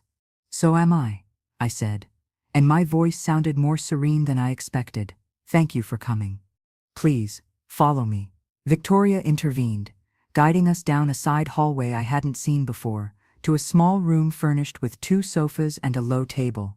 It was evidently a room for intimate visits or difficult conversations. "Can I offer you anything? Coffee? Water?" "No, thank you," the notary said with courtesy but firmness. "We need privacy." "Of course." Victoria nodded and withdrew, closing the door behind her. She left us alone. The notary placed his briefcase on the little table and sat on the sofa in front of me. He looked at me attentively, with a gaze that was both analytical and compassionate. "Tell me, Mrs. Morales, what has happened?" And I told him. Everything. From the argument with my children, my night on the bench, finding the false will in the garbage, the confrontation with Roberto, the photocopies of the transfers, his confession that Julio knew everything, and finally, the video, the ultimate truth. While I spoke, he didn't interrupt, he just listened, with absolute attention, taking occasional notes in a notebook he took from his briefcase. His expression was impassive, but his eyes reflected the roller coaster of emotions I was describing. When I finished, I was out of breath, exhausted, empty from so much revealing. He stopped writing and put the notebook aside. "It's an extraordinary story," he said, finally. "And unfortunately, I believe every word." He opened his briefcase and extracted a large envelope of thick and official paper with the notary's seal. "This," he said, placing it on the table between us, "is the holographic will of Julio Antonio Morales. Deposited in this notary office on October 14th of last year. As I told you, it was written in his own hand, dated and signed in the presence of 2 witnesses of my confidence, whose sworn statements are also in the file." I looked at the envelope. It was the materialization of everything, of my salvation, of Julio's last will. "And its contents?" I asked, almost breathless. "As your husband indicated in the video," the notary said, with a slight gesture of respect towards Julio's foresight, "Mr. Morales leaves you the totality of his patrimony, the property at 12 Olivar Street, all his bank accounts, investments, shares, and possessions of any kind. To his children, Roberto Julio Morales and Ana Isabel Morales, he bequeaths the symbolic amount of €1 each." The words, spoken aloud by a legal authority, had a definitive, crushing weight. It was no longer a dream, a video, a hope. It was real. A wave of vertigo invaded me. I had to rest my hands on the sofa to stabilize myself. "And is it valid?" I asked, my voice broken. Even though Anna isn't his biological daughter?" The notary nodded. "Yes, it is. Legislation doesn't annul a will for paternity or maternity issues, unless it's proven that the testator was unaware of that fact at the time of drafting it. And in this case, Mr. Morales not only knew it, but states it in writing in the document itself, as part of his explicit will." He took glasses from his vest pocket and put them on. Then he opened the envelope and extracted several handwritten pages. I recognized Julio's handwriting immediately. Firm, clear, unmistakable. "Allow me to read you an excerpt from the main clause," he said, and cleared his voice. "I leave all my goods without exception to my wife, Elena Maria Fernandez de Morales, as proof of my deep and enduring love for her, and as reparation for the years of pain and silence that my pride and my anger inflicted on both of us.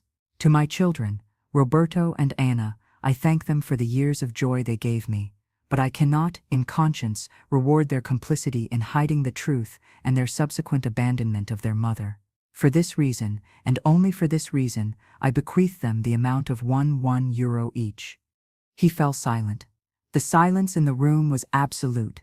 Giulio's words, written in his hand, resonated in the air, filling it with poetic and terrible justice. What should I do?" I finally asked, feeling overwhelmed by the magnitude of everything. The notary carefully put the pages back inside the envelope with reverential care. "The first thing," he said, with a calm and practical voice, "is to get you out of here. You don't have to be in this place. You own a considerable fortune and a house. Do you have somewhere to go? Some relative? Friend?" I shook my head. "No, I have no one." "In that case," he continued, "I suggest we go directly to your house. I'll take care of notifying your children of the existence of this will and its contents. We have to act with speed, but within the law." "And if—" I felt a chill. "And if they refuse to leave? If they change the locks?" A cold smile drew on the notary's lips. "Mrs. Morales, the law is on your side. The will is irrevocable and of immediate execution. If they refuse, we'll call the police to evict them for trespassing. They know it, or they'll know it as soon as they read this." He gently tapped the envelope with his finger. He stood up. "Are you ready?" I stood up too.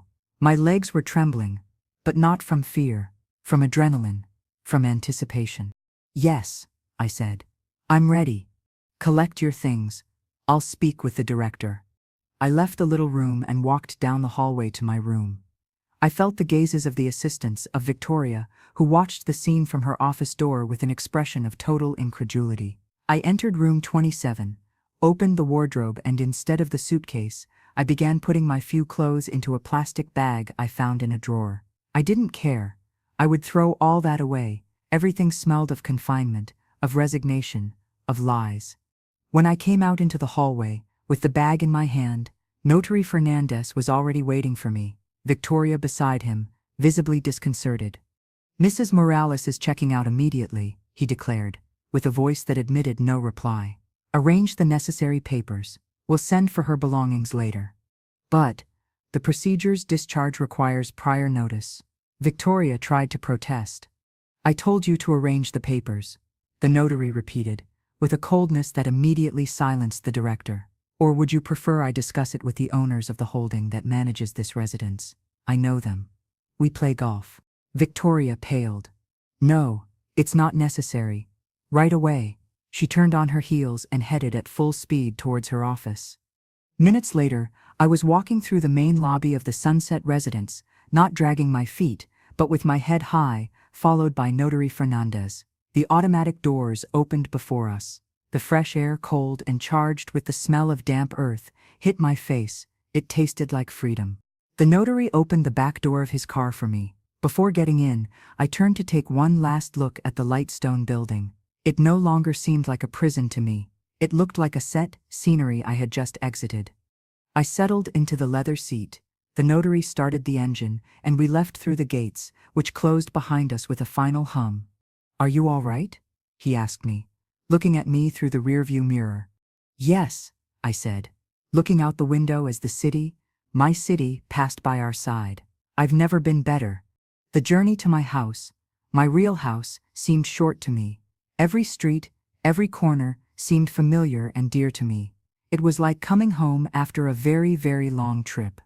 When the car turned onto Olivar Street and the facade of my house appeared before us, my heart gave a leap. There it was, with its windows, its porch, Giulio's roses, now withered and leafless, and at the entrance, parked with brazenness, was Roberto's sports car. He was here. The notary parked right behind.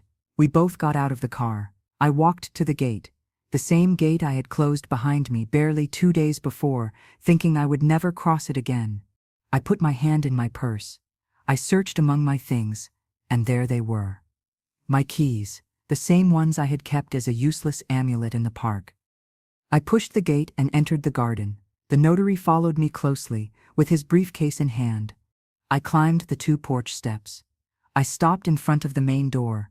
I breathed deeply. This was the most important key, the one that would open the last door. I inserted it into the lock. I turned. The door didn't open. It was locked from the inside. From the other side, footsteps were heard, and then Roberto's voice, cold and charged with contained rage, emerged from within. "Go away, mother," he said, "through the wood. This is no longer your house." Roberto's voice, filtered through the thick wood of the door, was another wall, cold, hard, charged with a rage that pretended to be control but escaped at the edges like steam from a pressure cooker. "Go away, mother. This is no longer your house." The words resonated on the porch, bouncing off the familiar facade and rebounding towards me with cruel intention. It wasn't just a refusal, it was an expulsion, a reaffirmation of his victory, of his ownership. Behind me, I felt the calm but firm presence of Notary Fernandez. He was my anchor in that moment of vertigo. Before I could respond, or the notary could intervene, the door opened a few centimeters, just enough to reveal my son's face. He hadn't opened the security chain. His eyes, bloodshot, and with deep dark circles, looked at me with a mixture of contempt and nervousness. His hair, always impeccable, was slightly disheveled. He wore the same clothes from last night. He seemed not to have slept. "Didn't you understand last night?" He spat, his voice a rough whisper. "Have you come back to humiliate yourself more, or to try to blackmail us with your tears?" "Roberto," I began, but my voice sounded weak, drowned by the emotion of being there, so close and so far from everything that was mine.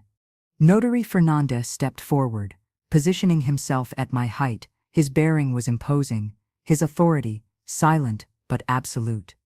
"Mr. Morales," he said, and his tone was the one used in a boardroom, not on the threshold of a house. "I am Antonio Fernandez, your father's notary. We need to talk. Open the door, please." Roberto's face cringed. A crooked, defiant smile twisted his lips. "I have nothing to talk about with you, and even less with her. This house is mine. My sister's and mine. The papers are in order. Now I suggest you leave before I call the police for trespassing." "The only papers in order are the ones your father deposited in my notary office," Fernandez replied, imperturbable. "And no, this house is not yours. Now open the door. I won't repeat it." The tension was palpable, an electric force field between the threshold and the porch. Roberto looked at us, his mind calculating at 1,000 per hour. I could see the gears turning behind his eyes, arrogance fighting against panic, the certainty of his lie against the serene authority of the man in front of him. "Hannah," he suddenly shouted, without taking his eyes off us. "Come down, we have visitors." We heard hurried footsteps coming down the stairs. A few seconds later, Anna's pale and anguished face appeared behind Roberto, peeking through the door gap. Her eyes were swollen, glassy. She looked at me, and then at the notary, and her expression was of pure terror. What's happening?" she asked, her voice a trembling thread. "This lady and this man," Roberto said with sarcasm, pointing at us with his head, "seem to believe they have some right over this house." "Roberto, please," Anna pleaded, putting a hand on her brother's arm. "Don't." "Shut up," he snapped at her, shaking off her touch. "Are you going to take her side now, after everything?" "It's not about taking anyone's side," the notary interrupted, taking advantage of the breach. His voice acquired a harder, incisive tone. "It's about the law, and the law is very clear. The will you presented to settle your father's inheritance is null, because there exists a later one, deposited in my notary office, and in it your father leaves the totality of his goods to his wife, Elena Morales, that is, to your mother." The silence that followed was so dense I could hear the beating of my own heart in my ears. Anna emitted a muffled moan, as if she had been punched in the stomach. Her hand went back to grab Roberto's arm, this time forcefully, seeking support. Roberto, however, didn't flinch. His smile hardened even more. "Another will? What are you talking about? The only will is the one you hid?" The notary cut like a whip. "The one Mrs. Morales found in the garbage last night. Yes, we know it, and we also know it's false. A copy altered by your own father to test you, and you, Mr. Morales, have failed, spectacularly." For the first time, I saw how color disappeared from Roberto's face. His confidence was cracking, His eyes blinked rapidly, going from my face to the notary's, looking for a crack, a lie, something to hold on to. That's crazy, he managed to say. But his voice had lost all its strength, sounded hollow, weak. He wouldn't do that. Oh yes, he did, the notary said with glacial calm. He took the official envelope from his briefcase and held it up, like a judge showing irrefutable evidence. The holographic will, written in his own hand, dated and legally registered. Do you want to see it? Do you want me to read you the part where your father bequeaths you, and I quote literally the amount of €1 each?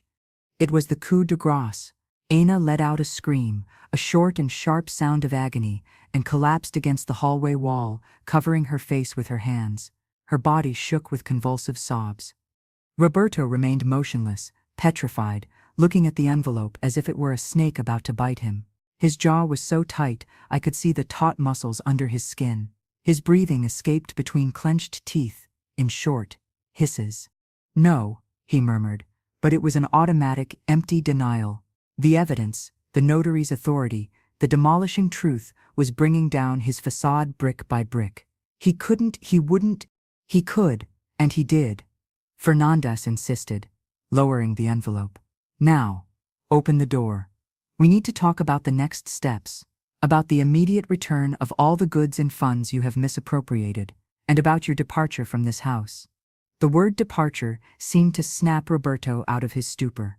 His eyes focused again on me, and in them I saw the last and most dangerous ember of his rage flicker, humiliation.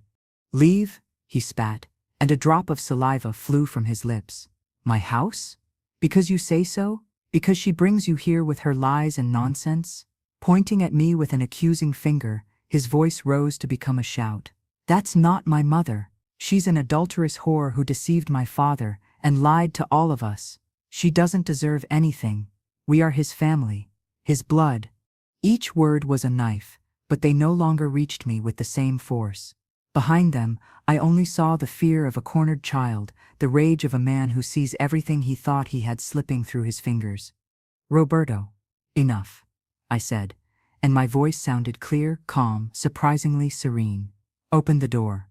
He looked at me, and for an instant I thought he was going to obey. That sanity, or at least the survival instinct, would prevail. But no, with a growl of fury, he stepped back and tried to slam the door shut. The notary was faster. His fine leather shoe interposed itself on the threshold just in time, preventing the door from closing completely. Don't do it, Mr. Morales, he warned, and his voice for the first time showed a steel edge. Forcing entry would be the next step, and it wouldn't be convenient for you. Roberto pushed the door against the notary's foot with all his strength, but it was useless. He was trapped. He panted, his face congested with effort and rage. Move your foot, he shouted. Open the door, the notary repeated, unperturbed. It was Anna who broke the deadlock. With a sudden movement, as if impelled by a spring, she lunged towards the door and with trembling hands, undid the security chain. Anna, what the hell are you doing? Roberto roared, turning towards her. Enough, Roberto, she shouted back, with a voice broken by sobs but full of final desperation. Enough. I can't take it anymore. Look at us. For God's sake, look at us. The door opened wide. For the first time, I could see the entire hallway. It was disordered. There was an open suitcase on the floor, scattered clothes, several boxes stacked against the wall. It looked like they were also packing. Why? To move? To liquidate everything faster? Roberto stood planted in the center of the hallway, with clenched fists, looking alternately at me, the notary, and his sister, who had collapsed against the wall again, crying uncontrollably. He was a cornered, wounded, dangerous animal. Notary Fernandez entered first, calmly, as if he were entering his own office. I followed him, crossing the threshold. The smell of home hit me full force of waxed wood, of the garden jasmines that always perfumed the hallway, of coffee and of something else, of tension, of contained rage, of fear. Now, the notary said, closing the door behind us with a soft click that sounded like the slam of a cell door for my children, we're going to sit down and talk like adults. Or, he added, looking fixedly at Roberto, I can proceed to call the police and my lawyers right now. The choice is yours." Roberto didn't respond. He just looked at us, his chest rising and falling with agitated breathing. His gaze settled on me, and in his eyes there was no longer contempt. There was something worse, a pure, absolute, uncontestable hatred.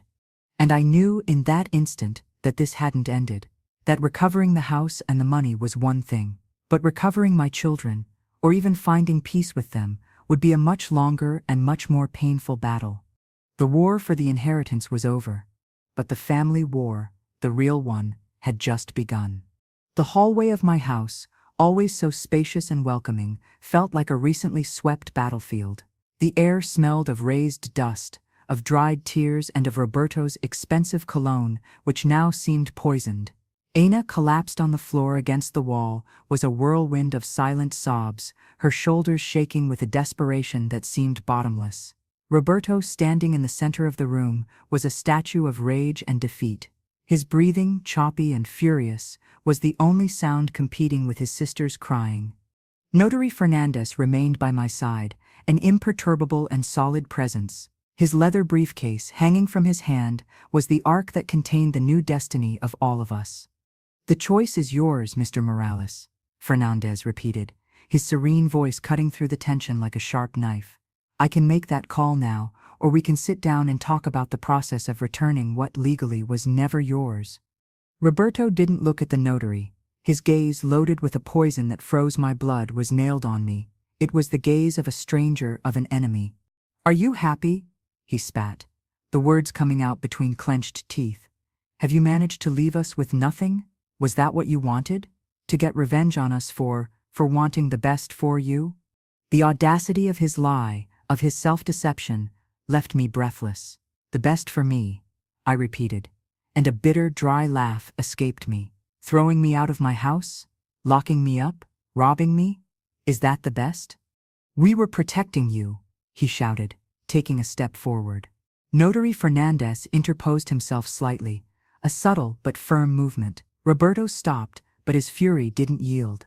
"You were senile, wasting money on nonsense, giving it to that man." "Enough, Roberto." Anna's voice emerged from the floor, weak but clear. She raised her head. Her face was swollen, devastated. "Please, enough already. We can't go on like this." "Shut up," he snapped at her, turning towards her as if she were an intruder. "You've always been the weak one, the one who breaks." "I'm the one who has some decency left," she shouted back, getting up shakily. She leaned against the wall. "Look what we've done. Look at Mom. Look what we did to her. She brought it on herself." Roberto roared, pointing at me with a trembling finger. "She lied to us first. To Dad. To us. Anna isn't my sister. She's a stranger's daughter." The silence that followed his shout was absolute. Anna looked at him with horror, as if he had struck her. I closed my eyes. The pain of the revelation, although already known, was as fresh and cutting as the first time. It was Notary Fernandez who broke the spell of hatred. "That," he said, with a calm that sounded superhuman, "is irrelevant to the law and to a mother's love." He addressed Anna. "Miss Morales, what your father knew or didn't know doesn't change that the lady here raised you, loved you, and considered you her daughter every day of her life. That's all that matters." Anna looked at me then, really looked at me. For the first time in years, our eyes met without barriers, without prior reproaches, only with the raw and naked pain of the moment. In her eyes I saw the conflict, the wounded child who felt betrayed, and the woman who saw the precipice her brother had dragged her to. "I'm sorry, Mom," she whispered, and the words were so low that the wind almost carried them away, but I heard them, and they pierced my heart. Roberto let out a snort of contempt. "Pathetic." "Roberto," I said, and my voice sounded tired, worn out from so much pain. "This is over. The notary is right. You have to leave. Now." "Leave? Where?" he asked, with an empty laugh. "To the street? Like you?" "No," Fernandez interrupted. "According to your father's instructions, and as a gesture of good faith from Mrs. Morales, you'll be allowed to remove your personal effects, and you'll be given time, 24 hours, to find a place to go. The funds you misappropriated, that will have to be returned. All of it. To the last cent. My lawyers will take care of liquidating your accounts and properties to compensate for what was spent. The sentence fell on them with the weight of a tombstone. Roberto paled. Anna let out a sob of terror. Liquidate? You can't do that, Roberto shouted, addressing me. They're ours. Dad left them to us. Dad left you €1 each. I replied with a coldness I didn't know I could harbor. And I'll give it to you when you've returned what isn't yours. I saw how panic finally took hold of him, the panic of the businessman who sees his smoke empire crumble. I need that money. I have debts, investments. That's no longer my problem, I said, and I turned my back on him. I couldn't look at him anymore. Every word, every gesture of his was a reminder of how my son, my own son, had become this stranger full of greed and resentment. Pack your things and leave. I walked towards the living room, leaving them in the hallway with the notary. I needed space. I needed to breathe the air of my house, of my real house, without their poison. I sat in Julio's armchair, the one with the worn arm. I rested my head on the backrest and closed my eyes. I felt the ghost of his presence, not as a vengeful shadow, but as a comfort. You did it, Julio. In the end, you did it. I heard movement upstairs. Quick, furious footsteps. Door slams. The sound of suitcases being dragged. Anna came down at some point, her steps slow. Hesitant, she stopped at the living room door. Mom, she said, her voice still trembling. I opened my eyes. She was there, pale, with red eyes, looking younger and more vulnerable than I had seen her in years. Is it true? She asked. And her voice was a thread of voice. What Roberto said about my father. I contemplated the possibility of lying, of softening the blow, but there had been too many lies, too many secrets. Yes, Anna, I said, gently. It's true. Luis wasn't my brother. It was a mistake, a huge one, and I've regretted it every day of my life. She nodded slowly, swallowing. Tears returned to her eyes, but this time they weren't of rage. They were of a deep, resigned sadness. I didn't know. Roberto, he showed me the papers last night. After what happened in the park, she said, looking at the floor. It was horrible. I know, I murmured. He knew for a long time, she added, as if confessing a sin. Dad told him, years ago, and he made him promise not to tell me, that he would protect me. A bitter laugh escaped her. Look how he protected me. Your brother, I said, choosing my words carefully, chose your father's hatred over your mother's love. She looked at me, and for an instant I saw the child she once was, the one who ran through this same living room, the one who hugged me at night. And you? Can you love me?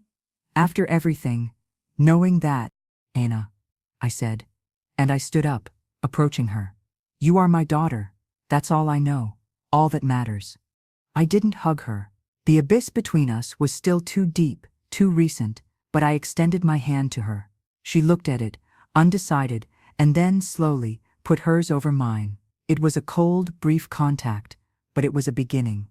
I'll go to pack my things, she said, withdrawing her hand and turning towards the stairs. Hours later, I saw them leave. Roberto came out first, without looking back, dragging a large suitcase. His car roared when it started and sped away down the street, as if he wanted to flee from shame and failure.